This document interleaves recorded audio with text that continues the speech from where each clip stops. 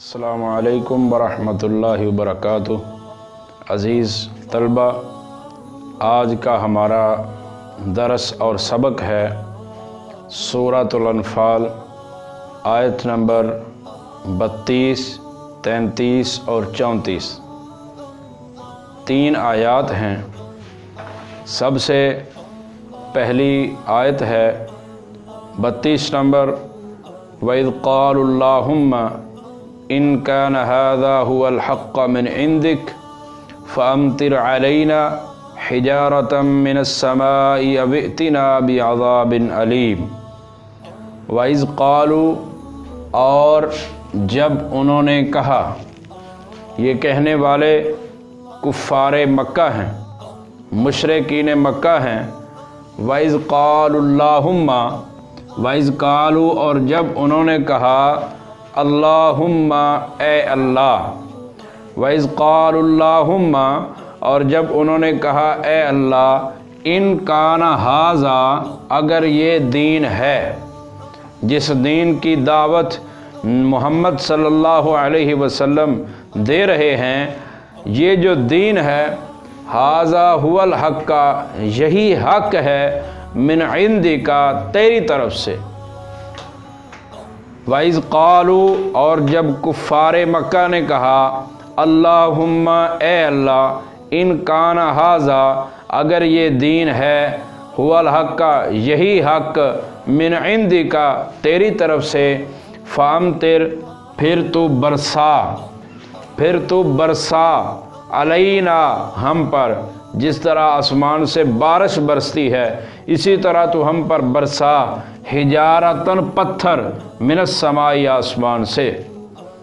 फ़अम्तिर अलैना, फिर तू हम पर बरसा, हिजारतन मिनस समाई, आसमान से पत्थर, अव इअ्तिना, या तो हमारे पास ला, बिअज़ाबिन अलीम, दर्द देने वाला अज़ाब, दर्दनाक अज़ाब।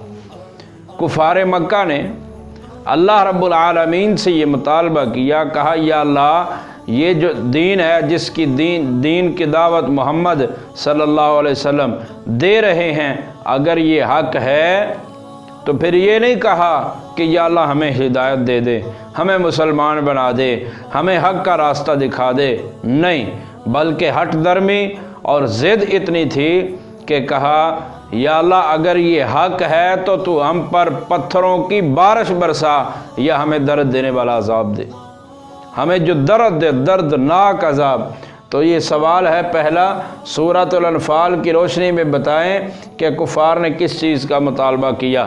तो इसका जवाब इसी आयत के अंदर, आयत नंबर 32 में मौजूद है कि कुफ़ार मक्का ने, मुशरिकीन मक्का ने अल्लाह रब्बुल आलमीन से ये मुतालबा किया कि या अल्लाह, अगर ये दीन हक़ है, ये दीन इस्लाम हक़ है, तो तू हम पर पत्थरों की बारिश बरसा, या हम पर अज़ाब अलीम भेज दे, दर्दनाक अज़ाब भेज दे। तो ये कुफ़ार का मुतालबा था सूरतुल अनफ़ाल की रोशनी में। आगे है आयत नंबर 33, वमा कान अल्लाहु लियुअज़्ज़िबहुम व अंत फ़ीहिम वमा कान अल्लाहु मुअज़्ज़िबहुम व हुम मुस्तग़फ़िरून।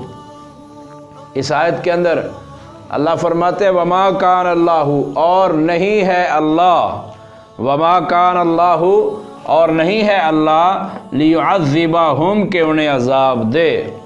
अल्लाह उन्हें अज़ाब देने वाला नहीं है, व अंत फ़ीहिम, इस हाल में कि आप उनमें हो। ऐ मेरे नबी, ऐ मेरे पैगम्बर, ऐ मेरे रसूल मोहम्मद सल्लल्लाहु अलैहि वसल्लम, जब तक आप इनमें मौजूद हैं, उस वक़्त तक मैं इन्हें अज़ाब नहीं दूँगा, क्योंकि आपकी ज़ात बड़ी बरकत वाली है, आपकी ज़ात बड़ी रहमत वाली है। तो आपके होते हुए, आपकी मौजूदगी में मैं इनको काफरों को भी अज़ाब नहीं दूँगा। वमा कान अल्लाहु, और नहीं है अल्लाह, मुअज़्ज़िबहुम, उन्हें अज़ाब देने वाला। वमा कान अल्लाहु मुअज़्ज़िबहुम, और अल्लाह उन्हें अज़ाब देने वाला नहीं है, वहुम, इस हाल में कि वो मुस्तग़फ़िरून, बख्शिश तलब करते। तो अल्लाह रब्बुल आलमीन फरमाते हैं कि हम तुम्हें अज़ाब दे सकते हैं, हमारे अंदर कुदरत है, हम इन्नल्लाह अला कुल्लि शैइन क़दीर हैं, हम तुम्हें अज़ाब दे सकते हैं। لیکن عذاب دیتے کیوں نہیں؟ پہلی وجہ یہ ہے کہ ان کے اندر نبی صلی اللہ علیہ وسلم کا وجود مسعود موجود ہے، نبی صلی اللہ علیہ وسلم موجود ہیں۔ اور دوسری وجہ یہ ہے کہ جو مشرکین مکہ تھے وہ بھی بیت اللہ کا طواف کیا کرتے تھے، بیت اللہ کا طواف کرتے ہوئے وہ بھی کہا کرتے تھے کہ اے اللہ ہمیں معاف فرما، وہ بھی اللہ سے بخشش طلب کرتے تھے۔ تو اللہ فرماتے ہیں دو وجہوں سے تم پر عذاب نہیں آ رہا۔ پہلی وجہ یہ ہے کہ تمہارے اندر نبی صلی اللہ علیہ وسلم موجود ہیں، اور دوسری وجہ یہ ہے کہ تم طواف کرتے ہوئے بخشش طلب کرتے ہو، تم گناہوں کی معافی مانگتے ہو۔ تو دوسرا سوال، کفار کے عذاب کے مطالبے کے باوجود اللہ انہیں عذاب کیوں نہیں دیتا؟ اللہ انہیں عذاب کیوں نہیں دیتا؟ مطالبہ بھی کرتے ہیں، عذاب کیوں نہیں دیتا؟ جواب اس آیت کریمہ میں موجود ہے کہ دو وجہوں سے انہیں عذاب نہیں ہوتا۔ پہلی وجہ یہ ہے کہ ان کے اندر نبی صلی اللہ علیہ وسلم موجود ہیں، اور دوسری وجہ یہ ہے کہ وہ طواف بھی کرتے ہیں اور یہ بھی کہتے ہیں ربنا اغفر لنا، اے اللہ میں معاف کر دے۔ وہ اللہ سے وہ بھی بخشش کی دعا کرتے ہیں مشرکین مکہ، اس لیے اللہ انہیں عذاب نہیں دیتا۔ اس کے بعد ہے آیت نمبر 34، وَمَا لَهُمْ أَلَّا يُعَذِّبَهُمُ اللَّهُ وَهُمْ يَصُدُّونَ عَنِ الْمَسْجِدِ الْحَرَامِ وَمَا كَانُوا أَوْلِيَاءَهُ إِنْ أَوْلِيَاؤُهُ إِلَّا الْمُتَّقُونَ وَلَكِنَّ أَكْثَرَهُمْ لَا يَعْلَمُونَ۔ وَمَا لَهُمْ، اور اب ان کے لیے کون سی وجہ ہے؟ اب ان کے لیے کون سی وجہ ہے؟ اللہ يعذبهم اللہ، کہ اللہ انہیں عذاب نہ دے۔ اب کون سی وجہ باقی ہے؟ سب کچھ تو انہوں نے کر لیا، مومنوں کو، مسلمانوں کو انہوں نے مسجد حرام سے روک دیا، بڑے سے بڑے ظلم کر لیے، تو اب کون سی وجہ ہے کہ اللہ انہیں عذاب نہ دے؟ اللہ انہیں ضرور عذاب دے گا۔ وَمَا لَهُمْ، اور اب ان کے لیے کون سی وجہ ہے کہ اللہ انہیں عذاب نہ دے؟ اس عذاب سے مراد فتح مکہ ہے، کہ اب کوئی وجہ باقی نہیں رہ گئی کہ اللہ رب العالمین جو ہیں وہ مکہ کو فتح نہ کروائیں۔ اب اللہ مکہ کو فتح کروائیں گے، اللہ رب العالمین نے 8 ہجری کے اندر مسلمانوں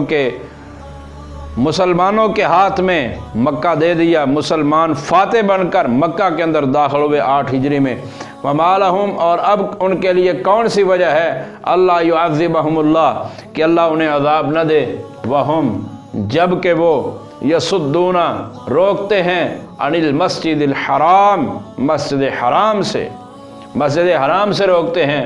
وما کانوا، حالانکہ وہ نہیں ہیں، اولیاءہ، اس کے متولی، وہ اس کے متولی بھی نہیں ہیں، کیونکہ مشرک کا اللہ کے گھر کے ساتھ کوئی تعلق نہیں ہوتا، وہ اس کا نگران نہیں ہو سکتا۔